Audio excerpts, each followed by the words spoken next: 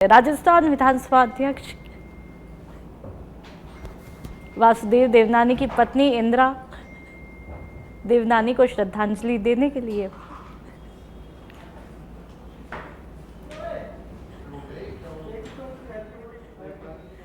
केंद्रीय मंत्री गजेंद्र सिंह शेखावत, उप मुख्यमंत्री दिया कुमारी, सामाजिक न्याय और अधिकारिता मंत्री अविनाश गहलोत वासुदेव देवनानी के अजमेर के निवास स्थान पर पहुंचे। उन्होंने देवनानी और परिवारजनों से मुलाकात की और अपनी संवेदनाएं व्यक्त की है और उन्हें धीरज भी बंधाया। तो वासुदेव देवनानी से मुलाकात, संवेदना वहां पर जताने तमाम दिग्गज पहुंचते हैं। और अब पुष्कर की बात करेंगे, जहां पर बस पलटने से 10 यात्री घायल हुए। घायलों को एम्बुलेंस से अस्पताल पहुंचाया। घायलों में ज्यादातर महिलाएं और बच्चे शामिल हैं। वाहनों को बचाने के चक्कर में घुमाव में बस पलटी। गोविंदगढ़ में की तरफ से जो पुष्कर आ रही थी बस, पुलिस मौके पर पहुंचकर जांच में जुटी है और तस्वीरें आप खुद देख लीजिए। तो गोविंदगढ़ से पुष्कर ये बस आ रही थी और उसी दौरान ये हादसा होता है और लगातार आप ये तस्वीरें देख रहे हैं जहां पर जो लोग हैं वो घायल हुए और उनको अस्पताल लाया गया, एडमिट यहां पर कराया गया, ट्रीटमेंट उनका चल रहा है।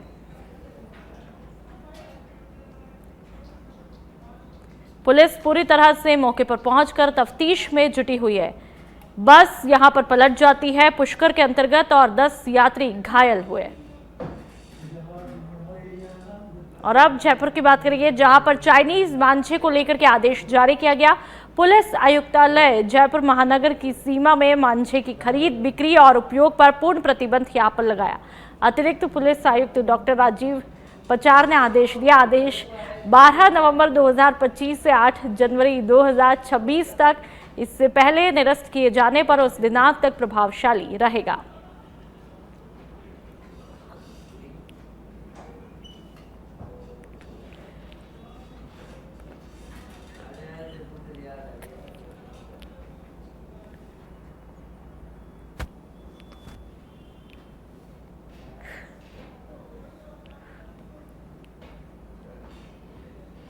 तो चाइनीज मांझे को लेकर के आदेश जारी किया गया। 8 जनवरी 2026 तक यह आदेश लागू रहेगा।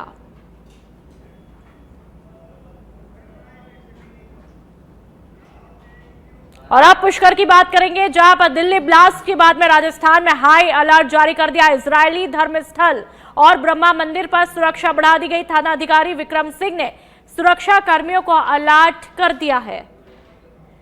तो तस्वीरें आप देख लीजिए कि किस तरह से दिल्ली में जो ब्लास्ट होता है उसके बाद पूरे राजस्थान में सुरक्षा हाई अलर्ट पर है। फिलहाल जो आप तस्वीरें देख पा रहे हैं पुष्कर की ये तस्वीरें हैं, जहां पर जितने भी धार्मिक स्थल है खासा वहां पर सुरक्षा को काफी टाइट यहां पर कर दिया गया है। हर आने वाले व्यक्ति की, जो भी व्यक्ति मंदिर में आ रहा है उसकी पूरी गहनता के साथ में जांच पड़ताल की जा रही है।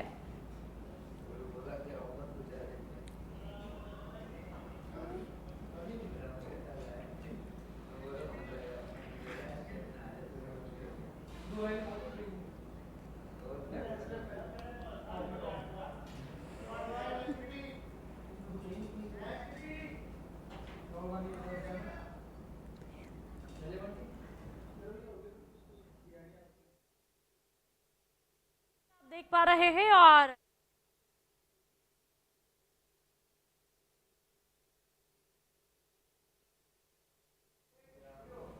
नागौर के मेड़ता सिटी में एसआईआर सर्वे की जमीनी हकीकत का जायजा लेने तहसीलदार अशोक कुमार ने वार्ड वार निरीक्षण किया। रियाबड़ी तहसील के पादुकला कस्बे में तहसीलदार ने अचानक पहुंचकर बूथ लेवल अधिकारियों के कार्यों की समीक्षा की। निरीक्षण के दौरान बीएलओ घर घर जाकर के मतदाता सत्यापन काम में जुटे हुए दिखाई दिए। ने अधिकारियों को निर्देश दिए कि किसी भी पात्र मतदाताओं का नाम सूची से ना छूटे। उन्होंने कहा कि अभियान लोकतांत्रिक प्रक्रिया को मजबूत करने की दिशा में महत्वपूर्ण पहल है और इसे पारदर्शिता के साथ में पूरा किया जाना चाहिए। निरीक्षण के दौरान लेखाधिकारी, बीएलओ, सुपरवाइजर सहित कई अधिकारी और ग्रामीण मौजूद रहे।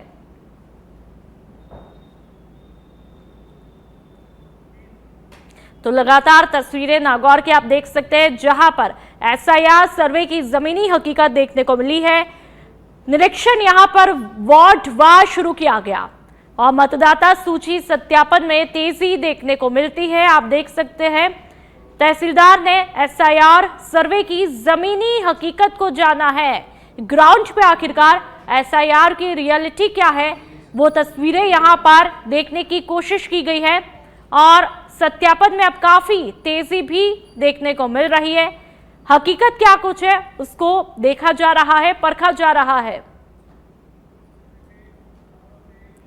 भरतपुर के बयाना से फर्जी रजिस्ट्रेशन नंबरों का चौंकाने वाला मामला देखने को मिला है। बयाना के मुताबिक सुनार गली निवासी अर्जुन सिंह चौधरी के बुलेट बाइक के नंबर से हरियाणा में दूसरी बाइक चलाई जा रही है। मामला तब खुला जब अर्जुन को मेवात इलाके में उनकी बाइक का ऑनलाइन चालान होने का मैसेज मिला। चालान देखकर फोटो किसी और बाइक की निकली। इससे साफ हुआ कि उनकी बुलेट का नंबर प्लेट कॉपी करके किसी अज्ञात व्यक्ति ने चोरी या फिर फर्जी बाइक पर इस्तेमाल किया है। अर्जुन ने पुलिस में शिकायत दी, लेकिन बयाना पुलिस ने यह कहकर के मामला दर्ज करने से साफ तौर पर इनकार किया कि हरियाणा का मामला है। अब पीड़ित अपनी सुरक्षा और भविष्य में संभावित कानूनी परेशानियों को लेकर के काफी चिंतित है। मेरा नाम अर्जुन है। ये मेरी बुलेट बाइक है।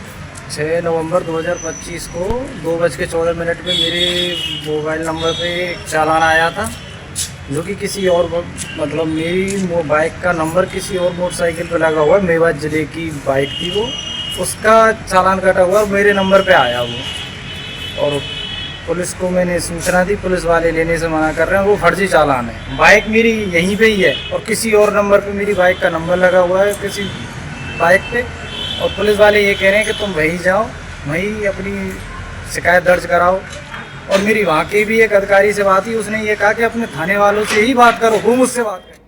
और अब 12 से बड़ी खबर, अंता विधानसभा के सांकली गांव में मतदान का बहिष्कार अभी भी जारी है, यानी कि लगातार जारी है। निर्दलीय प्रत्याशी नरेश मीणा वहां पर ग्रामीणों के बीच पहुंचे। कलेक्टर को बुलाने की मांग पर अड़े हैं नरेश मीणा।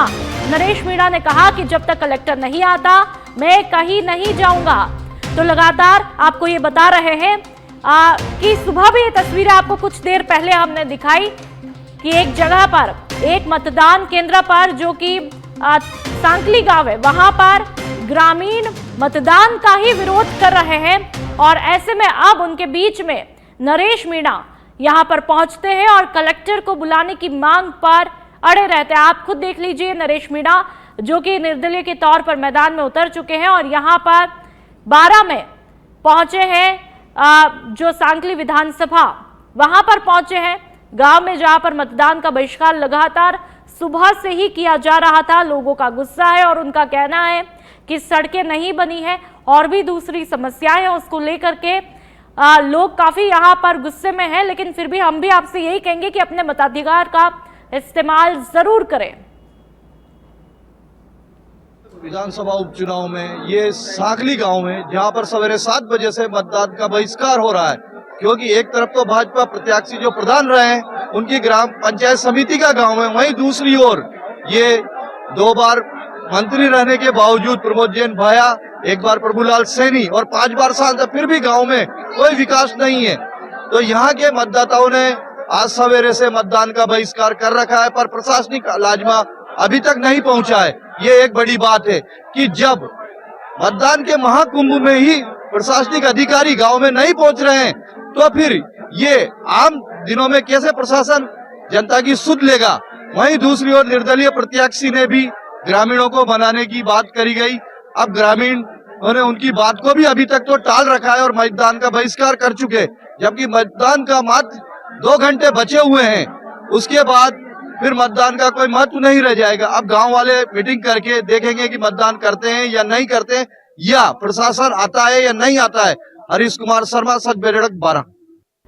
अलवर के राजगढ़ उपखंड में प्याज की बम्पर फसल के बावजूद किसान सिरदर्द में है। बाजार में प्याज की आवक बढ़ने और मांग कम होने के कारण किसानों को उचित दाम नहीं मिल रहा, जिससे वे घाटे में हैं। किसानों का कहना है कि एक कट्टा प्याज के उत्पादन और कटाई लागत लगभग 200 रुपए है, जबकि बाजार में उसे केवल 120 रुपए मिल रहे हैं। प्रति कट्टा 80 से 100 रुपए का नुकसान होने के कारण किसान अपनी प्याज की फसल चुपचाप चंदपुरा पुनखर नदी में फेंकने को मजबूर हो रहे हैं। राजगढ़ उपखंड में ये लगातार तीसरी बार हुआ है जब रात में अज्ञात किसानों ने प्याज नदी में फेंकी। सुबह नदी में बड़ी मात्रा में प्याज पड़ी मिली। 2 दिन पूर्व केंद्रीय मंत्री भंवर जितेंद्र सिंह मंडी पहुंचे और किसानों की समस्याओं को सुना, लेकिन प्याज की कीमतों में कोई सुधार नहीं हुआ। किसान अब भी उचित दाम की उम्मीद लगाए हुए बैठे हैं और घाटे में फंसे हैं।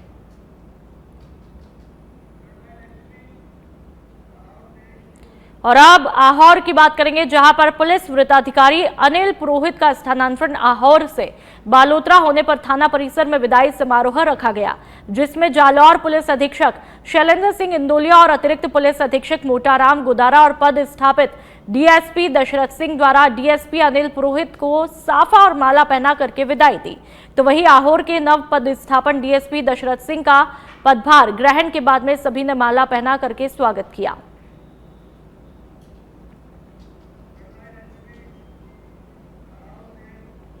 अंतः उपचुनाव के दौरान प्रशासनिक तैयारियों की पोल खुलती हुई दिखाई दी। गढ़ परिसर के मतदान केंद्र पर दिव्यांग मतदाताओं के लिए ट्राई साइकिल की व्यवस्था नहीं होने से जो दिव्यांग मतदाता है उनको भारी परेशानियों का सामना करना पड़ा। विकास डंग नाम के मतदाता अपने परिजनों के सहारे मतदान केंद्र तक पहुंचे। तस्वीरें आप देखिए, परिवारजनों ने जब वहां पर ट्राई साइकिल की अनुपलब्धता की बात उठाई तो मौके पर मौजूद कर्मचारियों में हड़कंप मच गया। बाद में आनन फानन में ट्राई साइकिल की व्यवस्था करने की कोशिशें शुरू की गई, जबकि प्रशासन पहले ही दावा कर चुका था कि दिव्यांग और बुजुर्ग मतदाताओं के लिए हर केंद्र पर सुविधाएं सुनिश्चित की जाए। इस घटना ने मतदान व्यवस्था पर कई सवाल भी खड़े किए हैं। तो ये तस्वीरें देख लीजिए कि किस तरह से एक दिव्यांग जो मतदाता है वो तो अपने अधिकार को बखूबी तरीके से समझ रहा है, अपनी ड्यूटी निभा रहा है और इस हालत में भी अपने मताधिकार का इस्तेमाल करने पहुंचे, लेकिन फिर भी जिस तरह से यहां पर उनको परेशानियां झेलनी पड़ी वो तस्वीरें भी आपने देखी। अलवर के खेड़ली में वंदे मातरम गीत के 150 साल पूरे होने पर गांधी पार्क में कार्यक्रम आयोजित हुआ। कठुमर विधायक रमेश खींची कार्यक्रम के मुख्य अतिथि रहे। कार्यक्रम में बाइक रैली, स्वतंत्रता सेनानी सम्मान समारोह और स्वच्छता अभियान के जरिए लोगों को देश की एकता और अखंडता का संदेश दिया गया। इस मौके पर विधायक रमेश खींची ने कहा कि वंदे मातरम केवल गीत नहीं बल्कि देश की आजादी और आत्मगौरव का प्रतीक है। उन्होंने 4 स्वतंत्रता सेनानियों के परिवारजनों को शॉल, श्रीफल और प्रतीक चिन्ह देकर के सम्मानित किया। इसके बाद में विधायक समेत सभी जनप्रतिनिधियों और स्कूली बच्चों ने झाड़ू लगाकर स्वच्छ भारत का संदेश दिया। साथ ही बागेश्वर धाम की पदयात्रा में बाधा डालने की कोशिशों की भी उन्होंने निंदा की।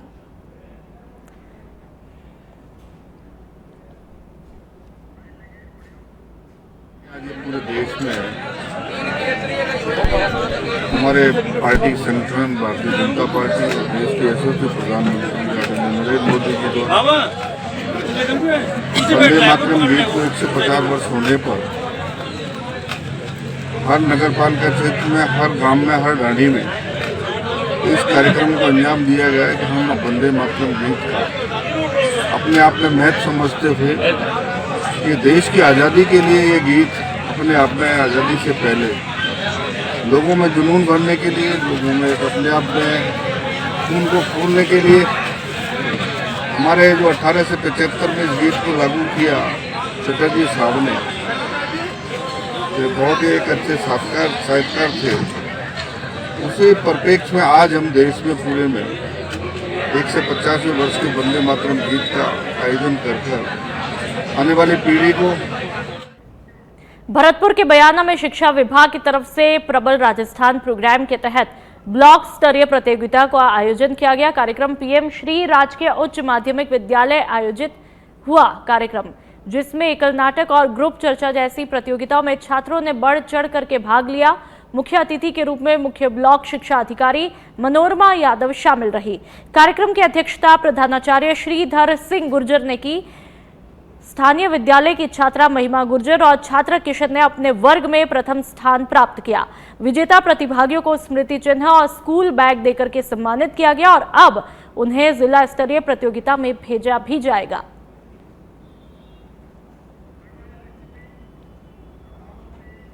जालौर के विश्वविख्यात जहाज मंदिर मांडवला में भक्ति और श्रद्धा का अद्भुत संगम देखने को मिला है। आचार्य भगवंत श्रीमद जिन कांति सागर सूरी जी की 40वीं पुण्यतिथि पर गुरु सम्मोह मेला आयोजित किया गया, जिसमें बड़ी संख्या में श्रद्धालुओं ने भाग लिया और गुरु भक्ति में सभी लीन दिखाई दिए। तो तस्वीरें आप जालौर की देख सकते हैं।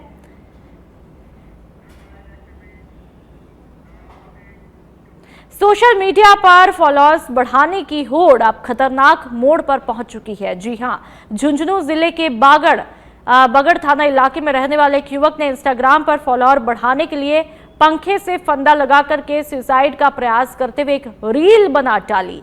वीडियो अपलोड होते ही जयपुर एटीएस ने अलर्ट जारी किया और सूचना झुंझुनू पुलिस को दी। तुरंत हरकत में आई पुलिस ने युवक को पकड़ा और उसके खिलाफ मामला दर्ज किया है। बगड़ थानाधिकारी ने बताया कि जयपुर एटीएस से सूचना मिली कि एक युवक ने इंस्टाग्राम पर आत्महत्या का प्रयास दर्शाने वाली रील अपलोड की है। सूचना मिलते ही पुलिस ने टीम गठित करके युवक के घर पर दबिश दे दी और उसे गिरफ्तार किया। पूछताछ में युवक ने स्वीकार किया कि उसने ये वीडियो केवल सोशल मीडिया पर व्यूज और फॉलोअर बढ़ाने के लिए बनाया था। पुलिस फिलहाल ये भी जांच कर रही है कि क्या वीडियो वायरल करने में किसी और की भूमिका रही है।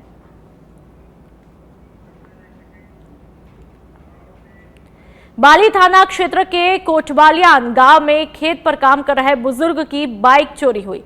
बुजुर्ग ने अपनी बाइक सड़क किनारे खड़ी की थी, जिसके बाद में अज्ञात चोर उसे चुरा ले गए। जानकारी के मुताबिक बुजुर्ग मोटाराम दोपहर अपनी हीरो स्प्लेंडर मोटरसाइकिल लेकर के खेत पर गए थे। उन्होंने अपनी मोटरसाइकिल खेत के बाहर सड़क किनारे पर खड़ी की और खेत में सिंचाई करने लगे। शाम को जब मोटाराम खेत से वापस लौटे तो उन्होंने देखा कि उनकी मोटरसाइकिल सड़क पर नहीं थी। उन्होंने आसपास तलाश की, लेकिन बाइक का कोई भी सुराग नहीं मिला।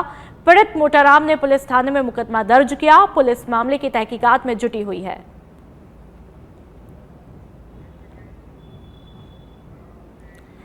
प्रतापगढ़ में राष्ट्रीय एकता का संदेश देने वाली एक प्रेरक पहल देखने को मिली। सरदार वल्लभ भाई पटेल की 150वीं जयंती के मौके पर चुपना से शोली हनुमान जी मंदिर तक भव्य राष्ट्रीय एकता पदयात्रा का आयोजन किया गया। पदयात्रा में प्रदेश के राजस्व मंत्री हेमंत मीणा और बीजेपी जिला अध्यक्ष महावीर सिंह कृष्णावत सहित बड़ी संख्या में कार्यकर्ता और नागरिक शामिल हुए। मंत्री हेमंत मीणा ने सरदार पटेल के चित्र पर दीप प्रज्वलित करके माल्यार्पण किया और सभी से राष्ट्रीय एकता, अखंडता और भाईचारे को मजबूत करने का आह्वान किया। पटेल की 150वीं जन्म जयंती को लेकर आज यहाँ पर चुपना से होली हनुमान जी के लिए पैदल यात्रा निकल रही है। यहाँ पर यूनिटी मार्च सरदार वल्लभ भाई पटेल के 150वीं जयंती के उपलक्ष्य में निकाली जा रही है। यहाँ पर प्रदेश के राजस्व मंत्री हेमंत मीणा हमारे साथ है। यहाँ पर राजस्व मंत्री के साथ भाजपा के अन्य कार्यकर्ता भी यहाँ पर मौजूद है। यह यूनिटी जिला स्तरीय आयोजन किया जा रहा है। यहाँ पर चुपना से इस आयोजन का शुरुआत हुआ और होली हनुमान जी में जाकर विभिन्न कार्यक्रमों के साथ संपन्न होगा। इसी के साथ आज हमारे साथ राजस्व मंत्री हेमंत मीणा है, उनसे बात कर रही है कि मेन उद्देश्य इसका क्या है। आज जो राजस्व यात्रा निकाली जा रही है, यूनिट मार्च निकाला जा रहा है, इसकी आज उद्देश्य क्या है? इसका उद्देश्य ये है सरदार वल्लभ भाई पटेल 150 उनका जो राष्ट्र प्रति जो योगदान है, भारत के एकीकरण में जिन्होंने जिस तरीके से काम करके पूरे भारत को एकत्रित किया, इसी प्रकार आज भी देश को पूरी तरह से 2047 तक एकत्रित करके विश्व शक्ति बनाना है। इस उद्देश्य की पूर्ति के लिए देश के प्रधानमंत्री नरेंद्र मोदी जी ने और भारतीय जनता पार्टी संगठन के माध्यम से पूरे देश में हर जिले में ये यूनिटी मार्च के माध्यम से एक अलग राष्ट्रीय भावना को फोकस किया जा रहा है, ताकि नई पीढ़ी जो है उसमें राष्ट्रीय भावना का संचार हो और आने वाले समय में राष्ट्र में उनका महत्वपूर्ण योगदान हो, ताकि भारत विश्व शक्ति के रूप में उभरे। आज एकता मार्च के तहत राजस्व मंत्री हेमंत मीणा से आमजन के लिए क्या संदेश है वो भी जानना चाहेंगे हम। इस यात्रा के माध्यम से आमजन को यही संदेश है कि मजबूत राष्ट्र के लिए सबसे पहली भावना है राष्ट्रीय भावना से ओतप्रोत होना। और इस यात्रा के माध्यम से, क्योंकि गुजरात में भारत के प्रत्येक जिले से 2 व्यक्तियों को बुलाकर वहां पर 10 दिन का प्रोग्राम है और 150 किलोमीटर सरदार वल्लभ भाई पटेल के यूनिटी मार्च वहाँ पर भी होगा।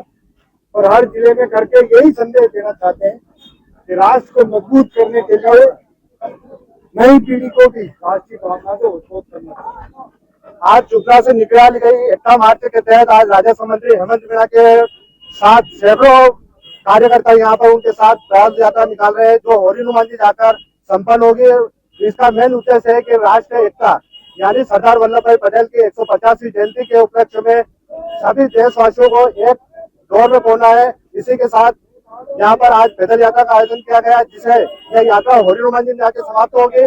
मैं दिलीप सेन सचिवालय मेरा सहयोगी कैमरामैन साथ पवन ढाका के साथ। और अब खबर दौसा के महुआ से, जहां पर बिरौंदा गांव में पिछले 4 दशक से चला रहा रास्ते का विवाद आखिरकार सुलझ गया। ग्राम पंचायत समलेटी के इस पुराने मामले को विधायक राजेंद्र मीणा की पहल से आपसी सहमति के साथ में खत्म किया गया। गांव की अथाई पर दोनों पक्षों की मौजूदगी में विधायक ने समझाइश करके समाधान करवाया। इस दौरान ग्रामीणों ने विधायक का फूल मालाओं से स्वागत भी किया गया और इस पहल की सराहना भी की। लंबे समय से चला ये विवाद खत्म होने से गांव में राहत और खुशी का माहौल है। जो भाइयों के विवाद में फंसा हुआ था, दोनों पार्टी को आपसे सहमत करवाकर रास्ते को चालू करवाया विधायक साहब। विधायक साहब आए हैं और उन्हें समझौता करके। गरियाबंद में खरीपथरा के किसान मुरहा नागेश अपने पूरे परिवार के साथ में गांधी मैदान में भूख हड़ताल पर बैठे हैं।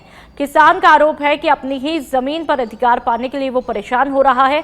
पीड़ित किसान ने बताया कि अपनी जमीन पर हक पाने के लिए पहले भी हड़ताल कर चुका है, लेकिन आश्वासन के बावजूद प्रशासन ने 4 महीने बाद भी कोई कार्रवाई नहीं की। किसान परिवार का कहना है कि अब वे किसी लिखित भरोसे पर नहीं मानेंगे। जब तक जमीन का हक नहीं मिलेगा वे आंदोलन खत्म नहीं करेंगे। तो वही तहसीलदार का कहना है कि सिर्फ एक नहीं, पूरे गांव की भूमि में राजस्व संबंधी समस्या है और निपटारा करने में अभी कुछ और समय भी लगेगा।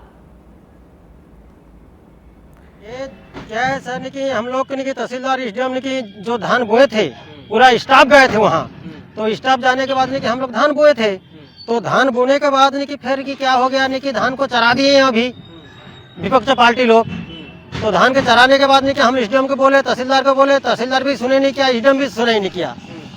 तो समस्या हो गया इसका, मरना समस्या हो गया है। खाने का दाना नहीं है घर में, ना कुछ नहीं है।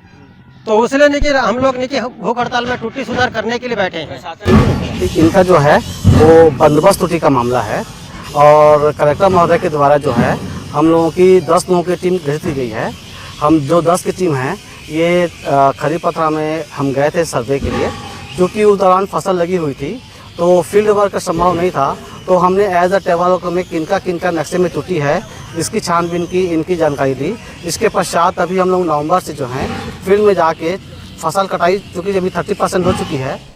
और अब डूंगरपुर की बात करेंगे, जहां पर हाईवे पर चलते ट्रक के पिछले टायर में अचानक से आग लगी। बांसवाड़ा के लिए ये ट्रक जा रहा था। ग्रामीणों के चिल्लाने पर वाहन को रोका गया। ग्रामीणों ने पानी का टैंकर मंगवा करके आग पर काबू पाया। तस्वीरें आप देख लीजिए। समय रहते आग पर काबू पाने से बड़ा हादसा यहां पर होने से टल जाता है।